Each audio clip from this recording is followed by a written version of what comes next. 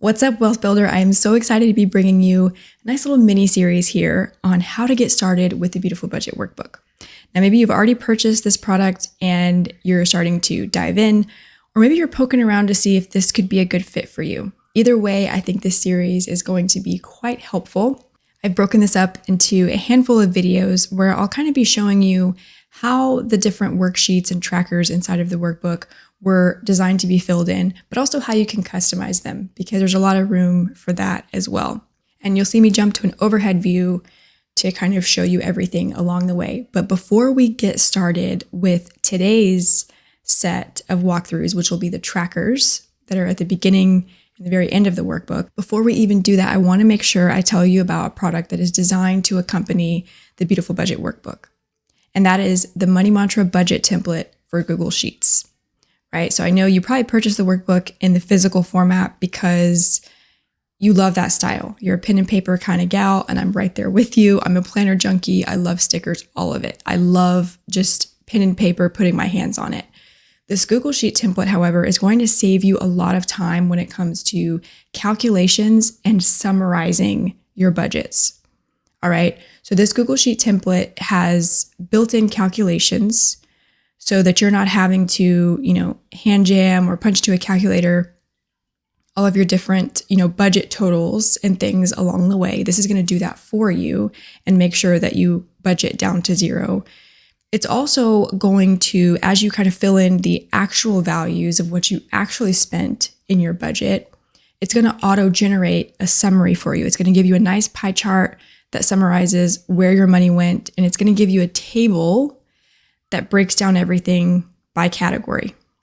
It's fantastic. And that summary actually strongly resembles the summary worksheet in your workbook. So you basically have a way to auto-generate that summary just by using the Google Sheet and kind of following along with it. And I'll tell you, I actually build all of my budgets at the start inside of the Google Sheet so that I can take advantage of those auto calculations and those built-in formulas.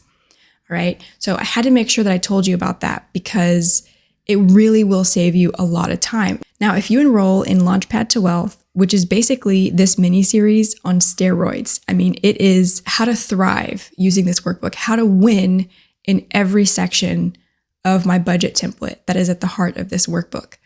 This e-course covers all of that. We're talking 8.5 hours of content plus 2 hours of bonus content. We're talking community access. You have a community page that you're able to leverage for 8 full weeks. There's also exclusive discounts that I offer to students, monthly giveaways. I'll definitely be sure to drop the link to Launchpad to Wealth in the description so that you can learn more. The e-course actually includes the Google Sheet.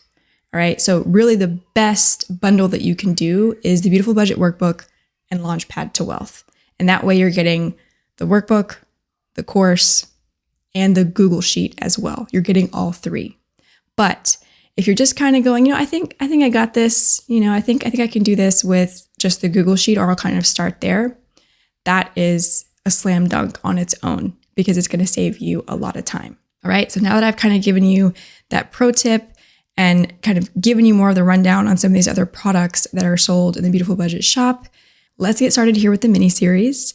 And first thing up are trackers. So let's have a look.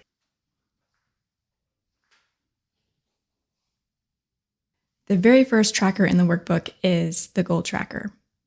And that is no accident. I want to make sure that before you dive into 12 months of budgeting in the Beautiful Budget Workbook, you are striving towards something. You have milestones that you would like to reach. And if you're brand new to budgeting, this is probably going to be a bit tricky to fill out. You don't really know your money just yet. So that might make it kind of difficult to set those goals. But really just try to imagine what things would really excite you financially if you were to accomplish them. Whether it's paying off all credit card debt, investing at least 15% of your income month to month. Now, I love the SMART framework when it comes to goal setting. I always have. And I'll leave details here on the screen of what that acronym stands for. But I'll admit that I've kind of gotten away a little bit from the measurable piece. Because I've seen so often that, if I set a goal of, hey, I'd like to invest 20% of my gross income every month this year. And let's say I only do on average, maybe 17% across 12 months. And going back to these goals and not being able to kind of highlight that or check it off and say, yes, I achieved it. But 17% is still fantastic. So numbers are great. Making your goals quantifiable. I love that. Just be cognizant, be kind to yourself when it comes to setting those numbers in such a specific way. I like to use ranges more often when it comes to including numbers in my goals. But some great ideas of goals that you can use. And it is a budgeting workbook. So the idea would be that you would list financial goals here, but you're not limited to that. Okay, it's your workbook. You can fully customize it to include maybe personal goals as well, family goals. But if we're talking about financial goals, just to kind of give you some examples, a goal of yours could be to pay absolutely nothing in credit card interest across the year. And that's a great goal, because if you're, carrying that balance and you're not getting things paid off routinely, you're looking at, accruing interest. And now you're kind of starting to hustle backwards because a lot of credit card interest rates are quite high. So that's a great goal. Maybe you say, I want to spend 5 hours a week talking about money with my child or with my spouse. I want to have at least one money meeting per week. All right. And as I mentioned before, give yourself that grace. List ranges where you can, where you could say, hey, as long as I fall in that range of 3 to 5 hours a week, speaking about money with my child, or as long as I have 3 money meetings in 1 month, that's gonna be a win for me in my book. That's probably a better way to posture your goals. Towards the bottom of the page, we have focus areas. And in designing this, what came to mind was maybe your focus for the year is debt payoff.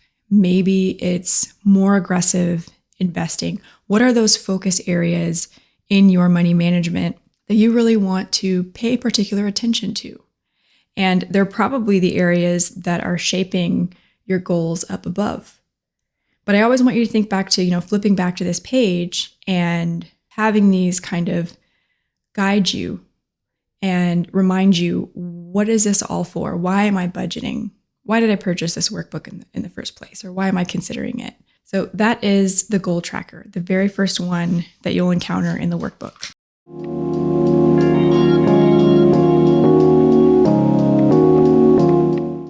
Just behind that are important dates. And the intent here is to list things that are going to inevitably impact your finances.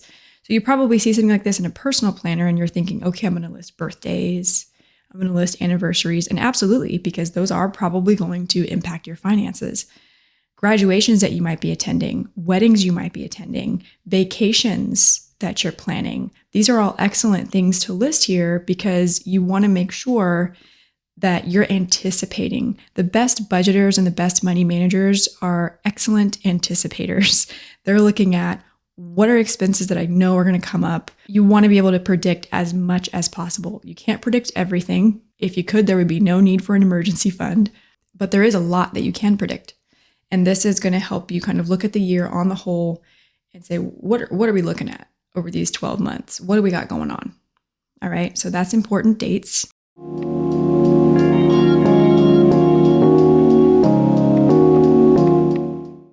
The debt tracker, this one is designed to be filled in before you start tackling 12 months in the workbook.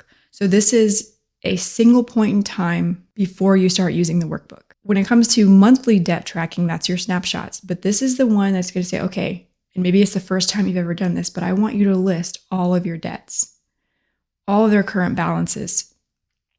Okay, and maybe you put the date up here in the margin of what day you're filling this in. What is the interest rate for each of those debts?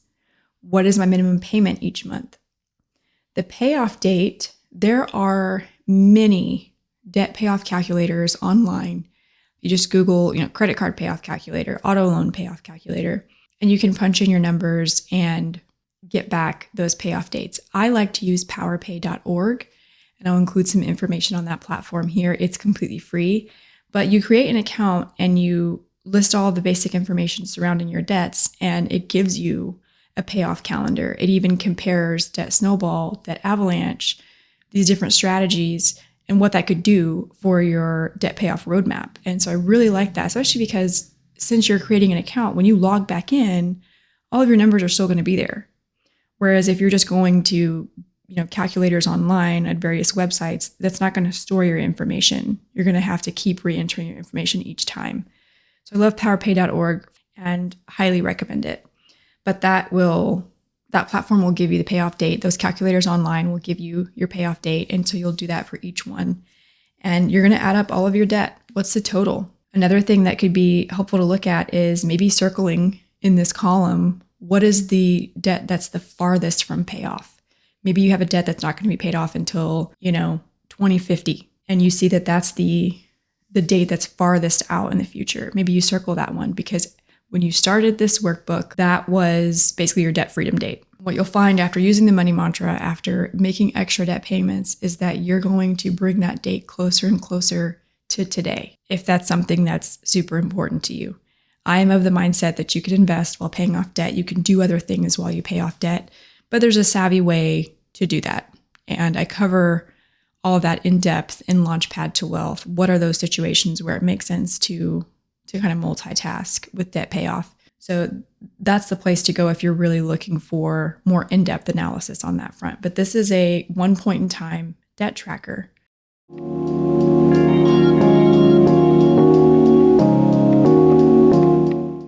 On the right side here, we have a subscription tracker. And it's just what you probably think it is. We're talking about Netflix. We're talking about Hulu. We're talking about Amazon Prime. We're looking at, maybe you pay for monthly lawn care. Maybe you have quarterly pest control. That's something that we do. So the big thing here is writing out, what is the subscription? What does it typically do? What account is it linked to? Is it linked to the joint account? Is it linked to a personal credit card? Maybe list the last 4 of the account number here, or maybe just some brief nickname of the account so that that's what's currently connected to this subscription. How much is it costing you and how frequent? We talked about there's monthly subscriptions, there's quarterly ones, there's annual ones. Maybe there are some that are every other month. I used to have a Billy Razor subscription that would get charged every other month. And so that's what I listed here in this column.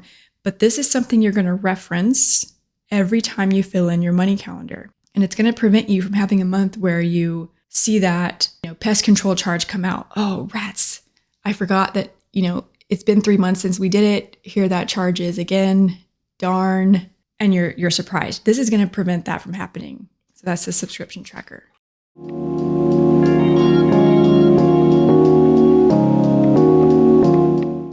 Next up is one of my personal favorites, savings bucket tracker. I use the term savings bucket. You probably have heard that as sinking funds. These are the same things by definition. These are things that you're saving up for, expenses that you are anticipating in the future, and you're going to gradually kind of work to meet the cost of that expense.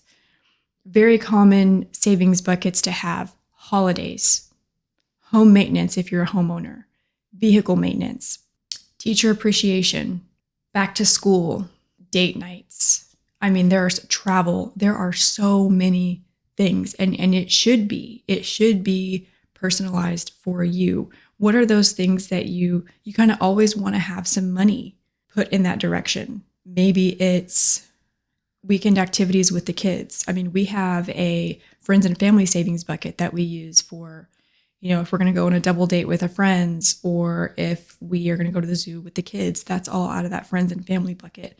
So just some ideas to get you going here. This is a 2-page spread where you can fit up to 16 savings buckets. And what we've got here is, of course, you got your months listed over here.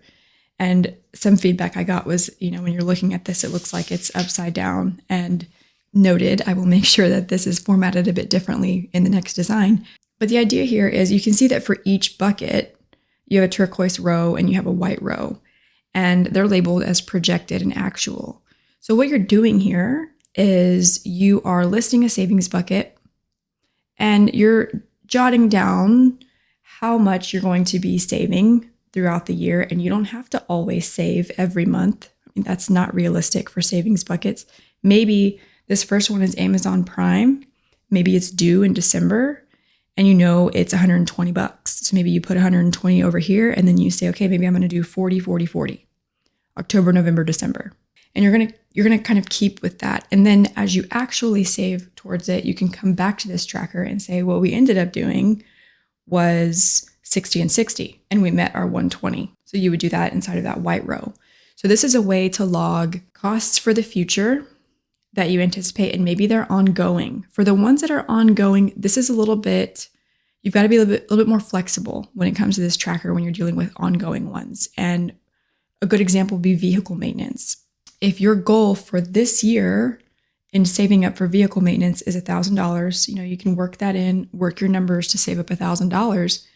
But maybe in 1 month you dip into that fund and you add some more and you do these different things. There's room in these little cells here to put like plus 30, but minus 50 to kind of represent like we put money in, but we also had to use some of that money. You can be as specific as you want. I would encourage you to be quite specific because you always want to think about future you coming back to these trackers and trying to make sense of it. Coming back and saying, how much did we save for savings buckets in the month of June? Maybe that's something you want to capture. So that is kind of the methodology here. And this is a good way for you to fit all of your desired savings buckets in one place. And then month to month, you'll track these buckets using snapshots. All right. But this would be your annual view.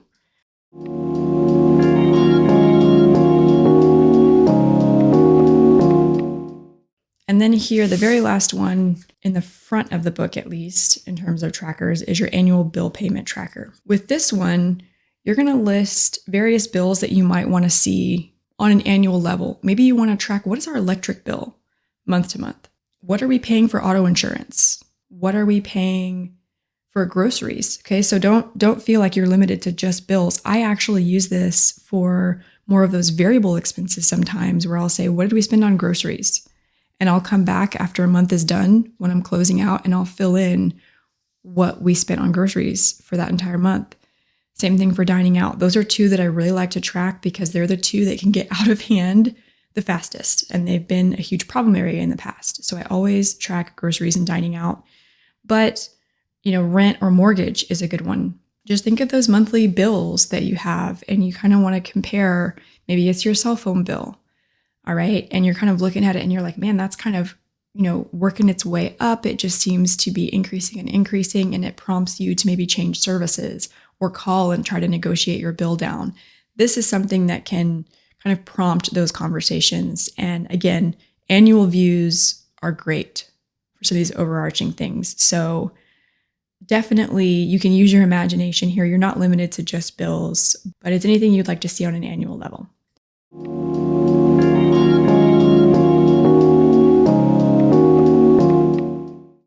So those are all of the trackers in the front of the workbook. Let's jump now to the final tab, which is the teal tab here. This is the appendix. And I have a couple of trackers here too. So we'll skip the cheat sheets. And the first tracker, this is one that you will color in. I have two in the back. One is a debt payoff tracker and one is a savings tracker.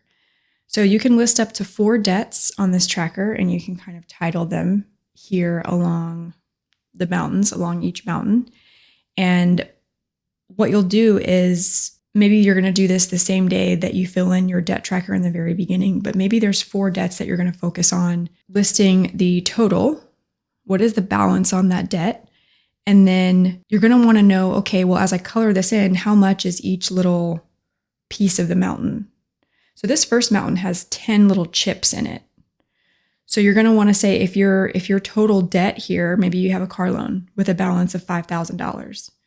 That means that each of these, 5,000 divided by 10, each of those is $500, each little chip. So you would say each piece is $500. Okay. And that way, when you come back here to color in more and you've paid $500 across 2 months or whatever it is, you can color in a chip. So this first one has 10, the second one has 25 chips, and you have 50 and you have 75. So it probably makes the most sense to put your big one, your beast over here. Maybe that's like student loans, putting it over here, and you're going to be able to color in more often, which is kind of that encouraging thing. Okay, coloring is therapeutic for one thing, but this is also a great way to visually, I mean, you can see your progress with this, and it makes it kind of fun that way. And these are one-sided. So if you wanted to, you could rip this out and kind of cut off the fringe here, but you could hang this in your office. You could put it on your fridge. You have the ability to kind of pull this out.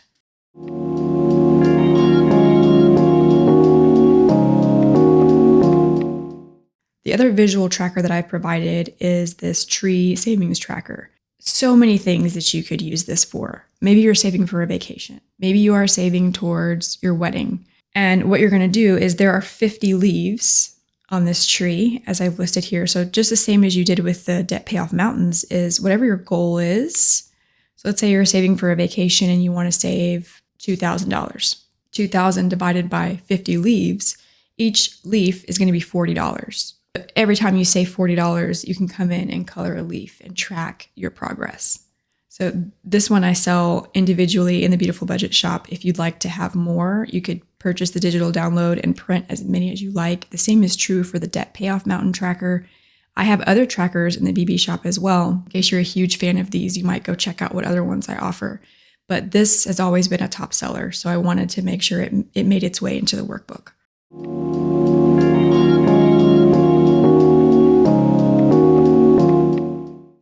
And there you have it. I've now shown you all of the trackers from the very front of your workbook and the very back. Let me know in the comments which of these two do you like more, the tree savings tracker or the Debt Payoff Mountains. Those have always been kind of the favorites, but I imagine with each edition, there will be different trackers that get put into the appendix. Thank you for watching, and I will see you next time.